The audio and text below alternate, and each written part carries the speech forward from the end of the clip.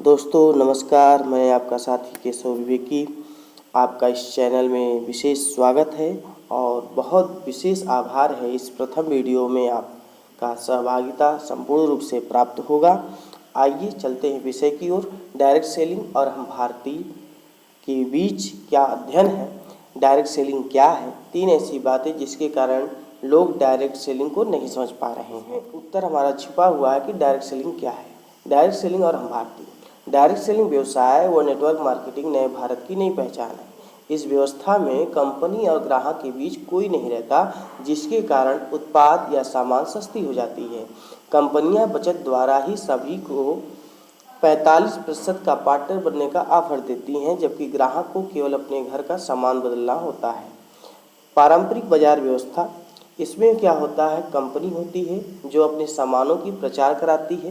प्रचार के बाद उन सामानों को एजेंसी या एजेंटों को दे देती है, जहां से डीलर या डिस्ट्रीब्यूटर तक सामान आता है और वो आम थोक विक्रेता तक पहुंचता है। फिर वहां से हमारे आसपास की जो दुकानदार बंधु हैं उनके यहाँ तक सामानें आती हैं और हम भाई बंधु टीवी पर देख के ग्राहक के रूप में उस दुकानदार से सामान क्रय करते हैं। इसी रूप में डायरेक्ट सेलिंग जो व्यवस्था है उसमें क्या होता है, कंपनी होती है, अपनी दुकान, अपनों की दुकान होती है जो हर घर खुल सकती है। कंपनी का उत्पाद हमें हमारे घर तक मिल सकता है और इसमें हम जो ग्राहक है, जो दुकान से हम सामान लेते हैं डायरेक्ट सेलिंग की दुकान से, वहाँ हम ग्राहक नहीं होते हैं बल्कि पार्टनर बनते हैं। अब पारंपरिक व्यवस्था में क्या होता है कि इस व्यवस्था में ग्राहक को कुछ नहीं मिलता, जबकि डायरेक्ट सेलिंग में 45% का पार्टनरशिप बनने का मौका, खाने से बचत और प्रचार से अच्छा करियर पाने का भी मौका है। शुरुआत में बात की थी 50 रुपये से कम दामों की बाजार। हमारी जो भारत व्यवस्था है उसमें ज़्यादा से ज़्यादा लोग एवरेज 50 रुपये तक की सामानें जल्दी खरीदते हैं। विज्ञापन द्वारा ही गुणवत्ता का मापन, फ्री के पीछे अपनी भीड़। अब इन बातों को समझेंगे कि 50 रुपये से कम दामों की बाजार क्या है। 50 रुपये से कम दामों में उलझे ग्राहकों की संख्या भारत में अधिक है। 10-20 के तौर पर सामान लेने से भाव का पता नहीं चलता, जिसके कारण ज़्यादा ग्राहक उसी में सिमट कर रह जाते हैं। गुणवत्ता व वजन से किसी का लगाव नहीं रहता।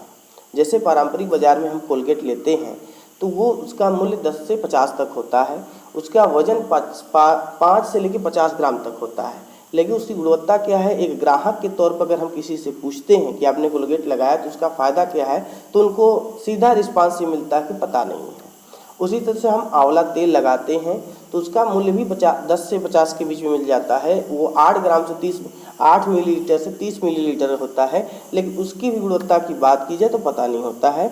उसी तरह इस समय टाटा नमक की जगह टाया नमक ज़्यादा मार्केट में लोग खा पा रहे हैं, जिसका मूल्य 10 से 25 रुपये तक मिल रहा है। वो वजन में 500 ग्राम से किलोग्राम होता है, लेकिन उसकी भी गुणवत्ता अगर पूछी जाए तो लोगों को पता नहीं होता है। सेलिंग सिस्टम में जब हम सामान लेते हैं तो वहाँ अगर हम मंजन खरीदते हैं तो उस मंजन के पीछे हम जानते हैं यहाँ मिलता है कैविगो नाम से।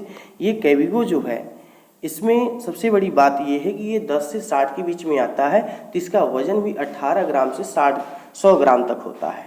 लेकिन इसका असर जो है पहले दिन से होता है। प्रयोग करने वाला व्यक्ति पहले दिन से ही बताने लगता है कि इसका फ़ायदा क्या है। उसी तरह हेयर ऑयल, ये मार्केट में डायरेक्ट सेलिंग सिस्टम में 80 रुपये का आता है। यदि आपकी आईडी लगी है तो और कम में भी आता है और इसका वजन 150 मिलीलीटर होता है।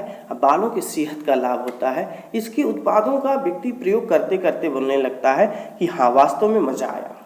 उसी तरह से नमक की बात करें तो यहाँ नमक 20 रुपये का है 1 किलोग्राम। 30 ppm आयोडीन होता है और शुद्धता के साथ होता है। इससे बेहतर नमक अभी तक उपलब्ध नहीं है। तो ये वास्तव में व्यक्ति का, हमारे कहने का मतलब ये नहीं है कि उनकी कवर पे क्या दिया हुआ है या उनके विज्ञापन में क्या दिया हुआ है। सबसे बड़ी रिस्पांस की बात होती है कि कस्टमर ने क्या रिस्पांस दिया, हम आप जब प्रयोग किए तो क्या विचार दिए, ये महत्वपूर्ण रखता है। विज्ञापन द्वारा गुणवत्ता का मापन। आमतौर पर जिन सामानों के हम उपभोक्ता होते हैं उसे विज्ञापन द्वारा जान लेते हैं, परंतु कंपनी के दायरे और उद्देश्य को समझने से वंचित रह जाते हैं। सिर्फ जमान को अच्छा होने मात्र से गुणवत्ता मानने वालों की संख्या अधिक है। पारंपरिक बाजार में मिलने वाली सामानें ज़्यादा देश के बाहर की बनी होती हैं। जब तक हमारी खाद्य विभाग खोजती है तब तक करोड़ों का व्यवसाय करके कंपनियां नाम बदल देती हैं। इस बाजार की सबसे कड़वी और गंभीर सच्चाई है कि जिन उत्पादों का हम प्रयोग करते हैं, हमें थोड़ा सा उसके आदी होते हैं, तब तक अगर कोई जांच एजेंसी बैठती है कि आखिर ये उत्पाद कैसे आ रहा है, क्या बन रहा है, क्या कंटेंट है इसमें, तब तक वो कंपनी फिर से नाम चेंज करके नया रजिस्ट्रेशन करके हम आपके बीच आ चुकी होती है। ऐसे में हमें संभलने की ज़रूरत है। जिन उत्पादों का हम प्रयोग करते हैं वो कहीं न कहीं दूसरे विदेशों द्वारा ही आता है। मैं किसी भी यहाँ कंपनी का नाम लूँगा तो उसका प्रचार होगा या फिर उसके आवक्षेप होगा, इसलिए मैं नाम लेना कम कोशिश कर रहा हूँ। लेकिन उदाहरण के तौर पे देखिए, अगर हम फेस वॉश यूज करते हैं तो उसकी जानकारी प्रचार से होता है, लेकिन उसकी अधिकतम सामान्य जो है वो विदेशों से आता है, भारत में नहीं बनता है। ऐसे ही इन दिनों बॉडी लोशन का बहुत ज़्यादा चलन हो चुका है, ठंडी का, गर्मी का। इसकी भी प्रचार हम टीवी से देख पाते हैं, अखबारों से जान पाते हैं, लेकिन कंपनी का पता करें तो पता चलता है कि वो भारत में नहीं है।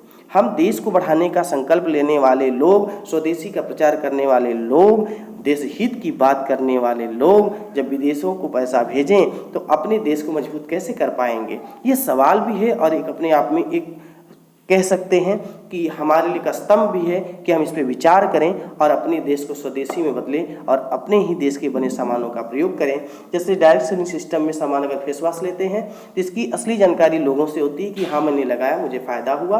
और सबसे बड़ी बात यह कि इसकी कंपनी भारत में है, जैसे हमीरगढ़ है, आसाम है। उसी तरह बॉडी लोशन है, इसका भी आसाम में है, हमीरगढ़ में है और तमाम जगहों पे है जहाँ से यहाँ मिल के आती है। तो इस डायरेक्ट सेलिंग सिस्टम का बहुत फ़ायदा यही है कि ये सारी सामानें हमारे आपके बीच बनती हैं और हम ही को ख़रीदना है, तो हम क्यों न स्वदेशी खरीदें और सीधी बिक्री से खरीदें। समझते हैं फ्री के पीछे अपनी भीड़। पारंपरिक बाजार, इस बाज़ार में किसी सामान के साथ कुछ भी फ्री मिले हम सभी उसी पर टूट पड़ते हैं। इसके पीछे के कारण पर ध्यान नहीं जाता। वास्तव में फ्री में ही बेचा जाता है जो सेलिंग से बाहर की होती हैं। जो हम फ्री में लेते हैं वास्तव में उसका यही होता है कि वो अब बिकने लायक नहीं रह जाती हैं, तो कंपनियां उसको फ्री में बांटना शुरू करती हैं।